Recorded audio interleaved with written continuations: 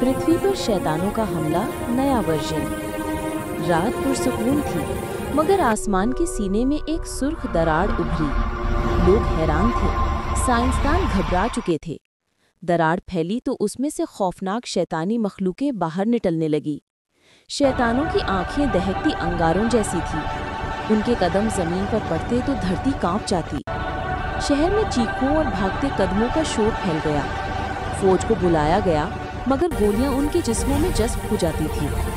बम, आग और बारूद कुछ भी उन पर असर नहीं कर रहा था।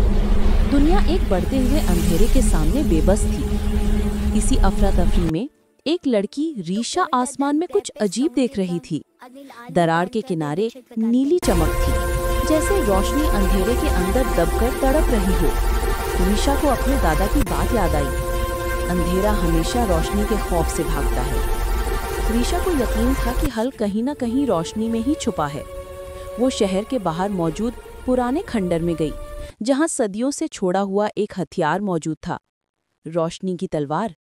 कहा जाता था कि इस तलवार को सिर्फ वही हाथ उठा सकता है जिसके दिल में खौफ से ज्यादा उम्मीद हो।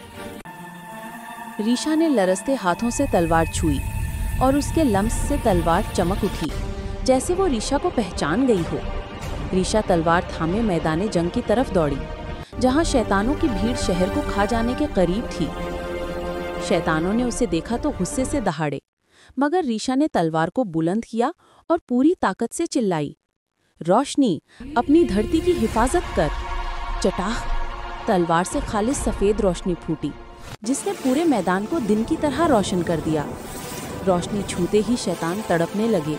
उनकी चीखें आसमान तक गूंजी और फिर वो धुएं की तरह तहलील होने लगे।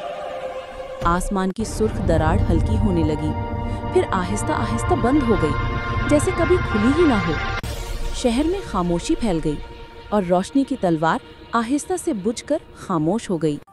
रीशा थकन से जमीन पर बैठ गई, लेकिन उसकी आंखों में एक ही बात साफ झलक रही थी, रोशनी हमेशा अंधेरे पर जीतती है।